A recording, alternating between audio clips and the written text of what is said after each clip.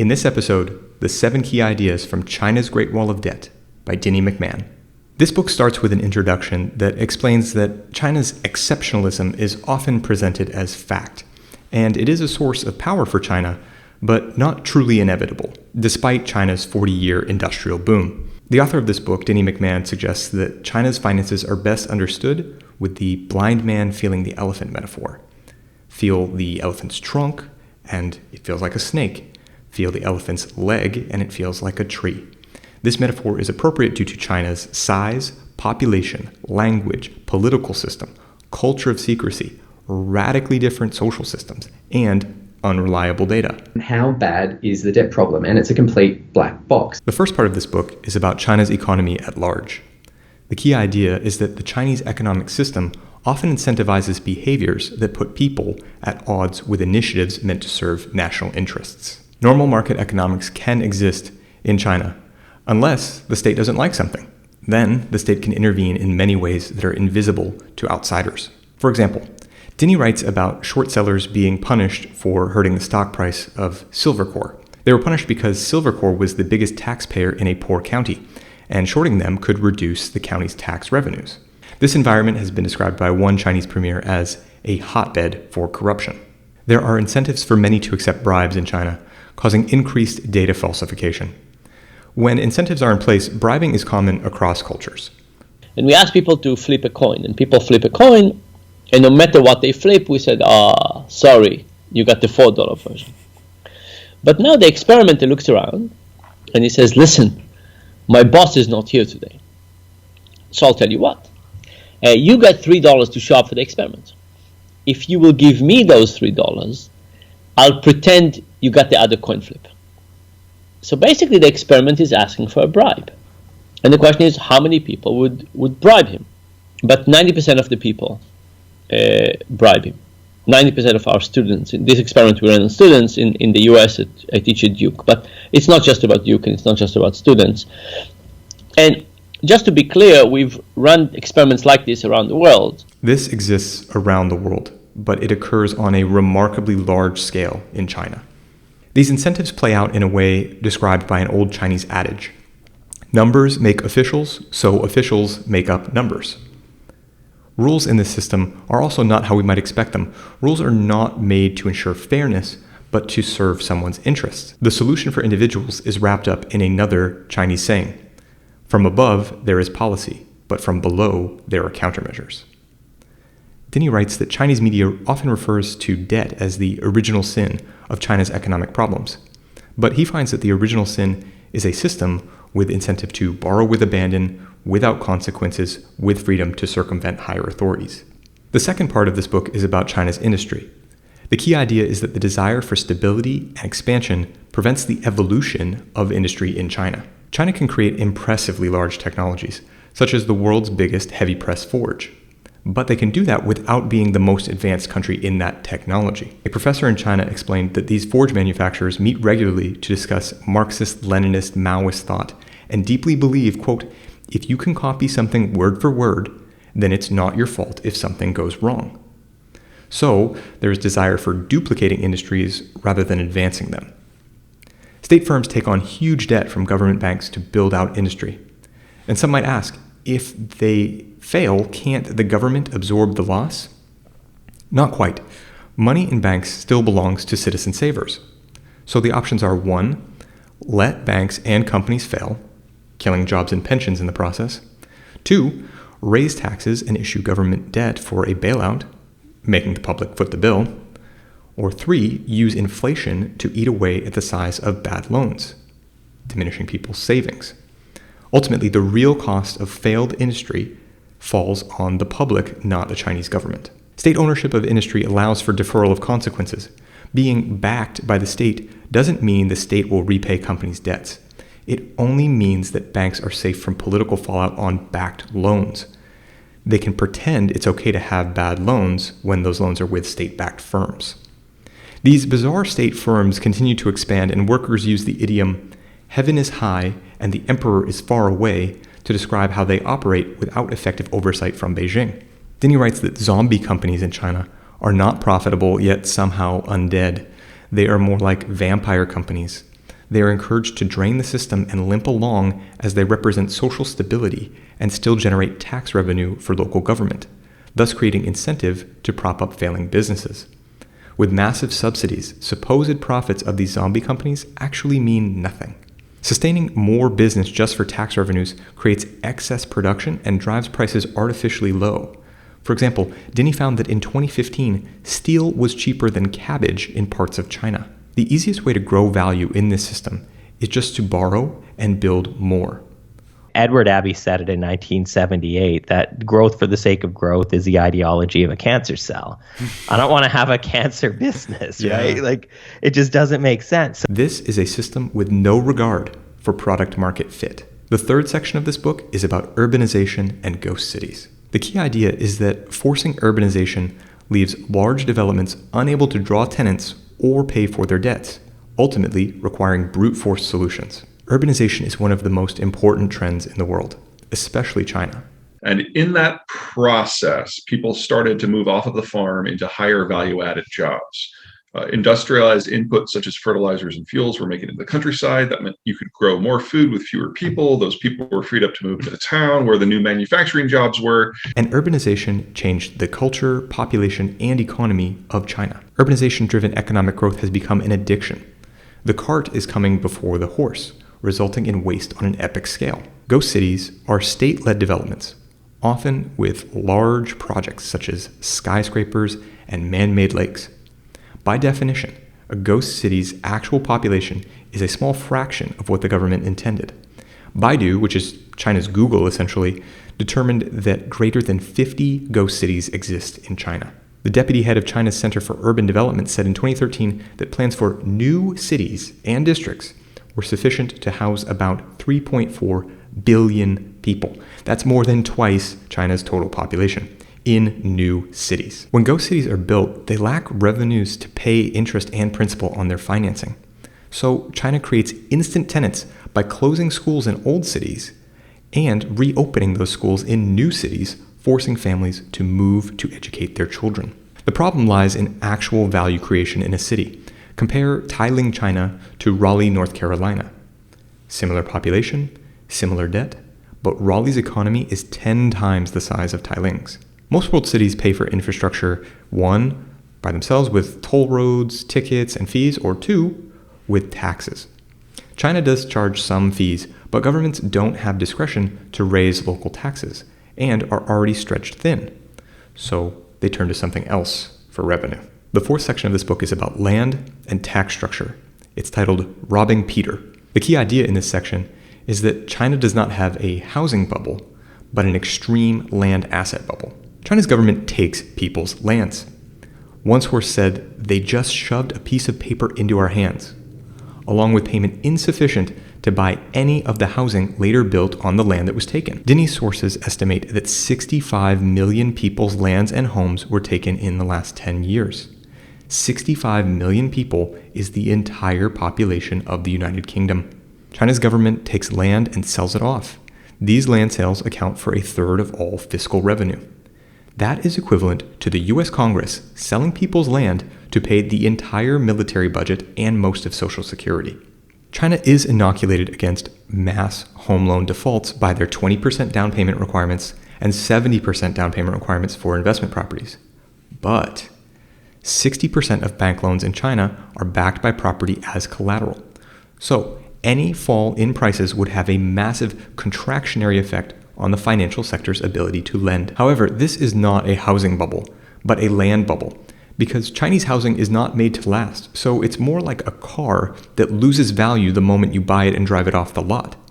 So value of housing is only rising because of the value of the land underneath it. Chinese describe buying land for more money than can be made for the actual housing development as paying more for the flour than the bread. The land market is a bubble because prices are not determined by supply of land versus demand for housing, but by supply of money versus demand for somewhere to invest the money. If banks lose faith, interest rates will rise, developers will default, land prices will tumble, and the financial system will be distressed. These asset bubbles and underlying credit expansion are not in line with Beijing's plans or interests. They threaten sustainable economic growth, yet this process continues with borrowing from shadow banks. The fifth section of this book is about finance, shadow banks, and unregulated lending. The key idea is that China's strange financial institutions are not developed by design, but by tolerance of financial innovation and bending the rules. China's banking system was designed to provide large, cheap credit to state-owned companies. People assume that these loans are safe because in China, no investment is too small to bail, and most are collateralized against property. But if state firms can't pay, it is almost impossible to claim collateral from the state. Private business people, by contrast, are difficult to lend to because many operate by a Chinese adage: keep 3 sets of books, one for the banker, one for tax authorities, and one for himself. Lending to state companies takes risk out of banking, not risk of default, but political risk that banks will get blamed if borrowers don't pay. To meet the desire for more lending, most of the Chinese fund management industry operates as a source of credit outside traditional bank loans, a shadow banking system. Shadow banking ranges from things like corporate bonds to peer-to-peer lending, and often banks are involved too. This is because banks have agendas out of line with Beijing, agendas for size for more resources and more political influence for banks.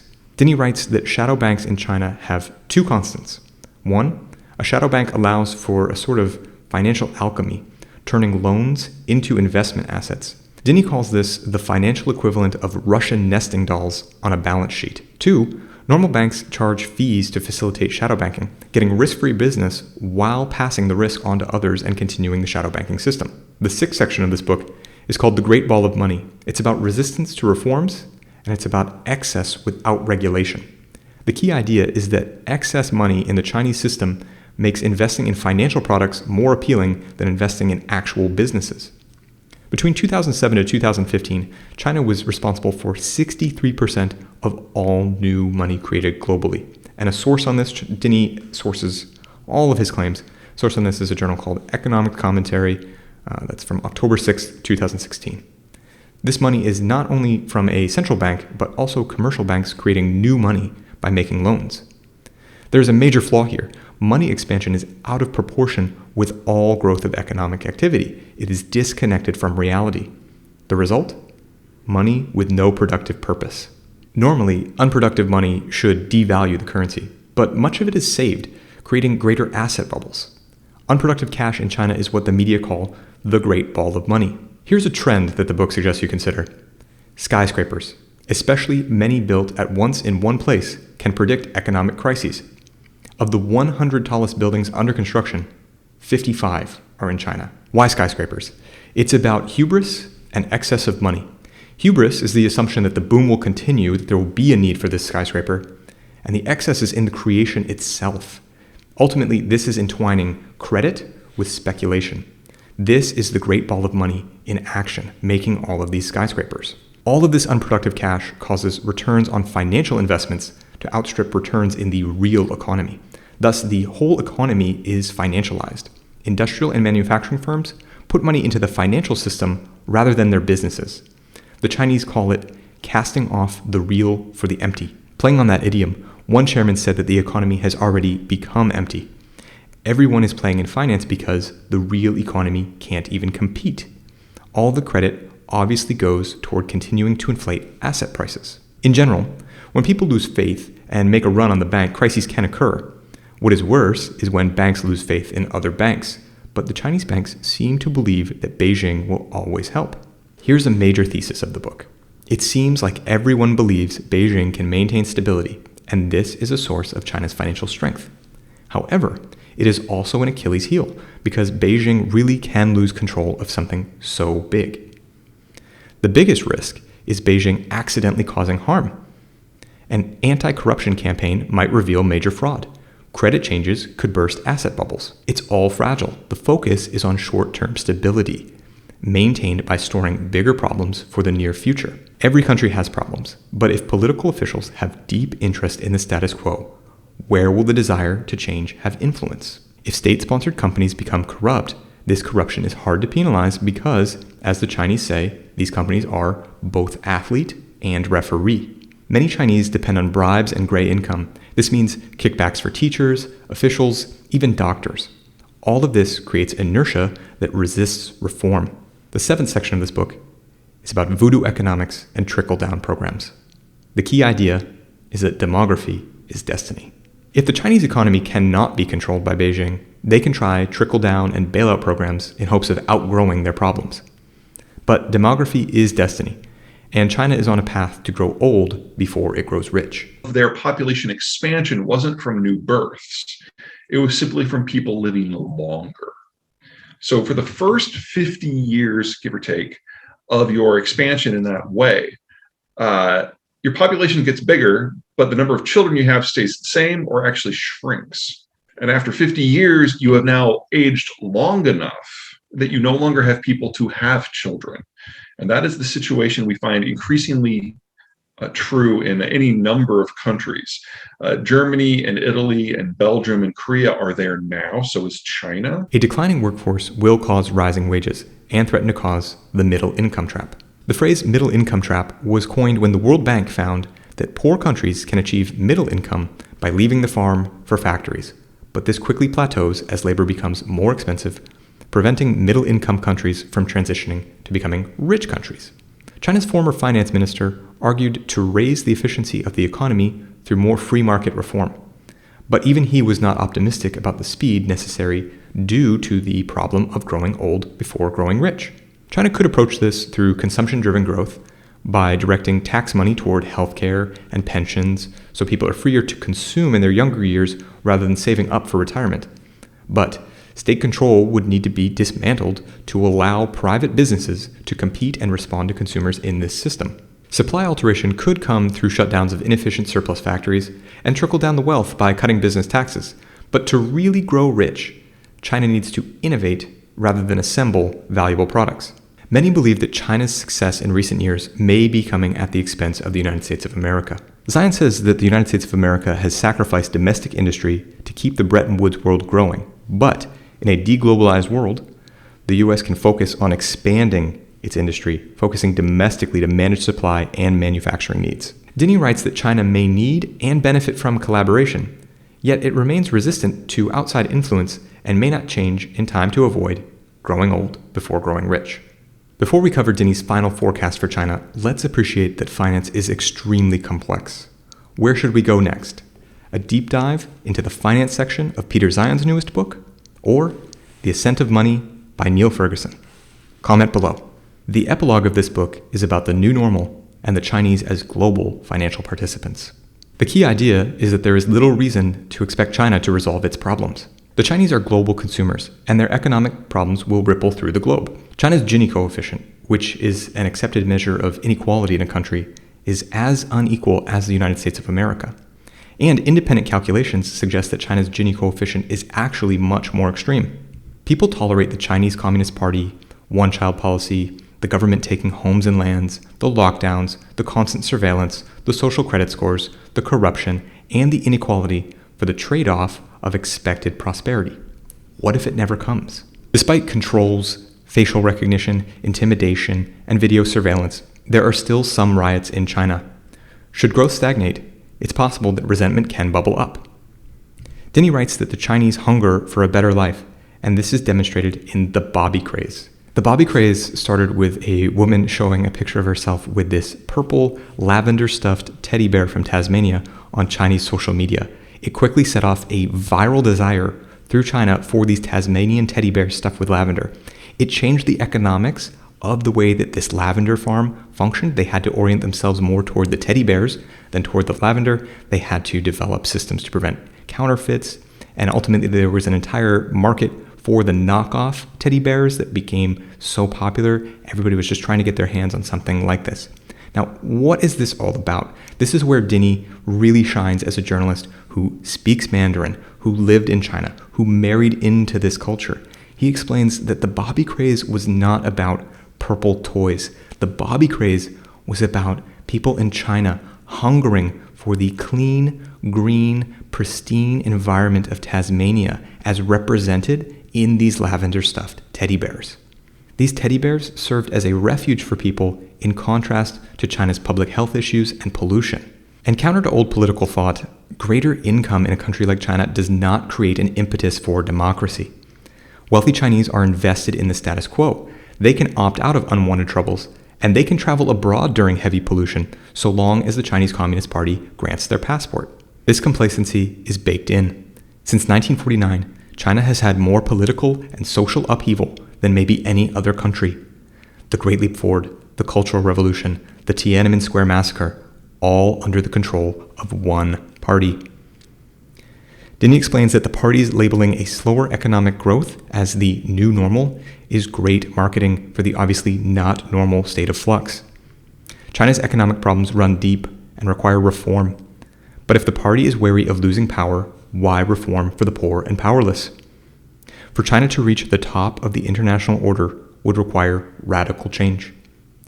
Denny writes in his last sentence, "Instead, it looks poised to suffer a painful and uncertain end to its economic miracle." That is China's Great Wall of Debt. If you haven't already, be sure to subscribe.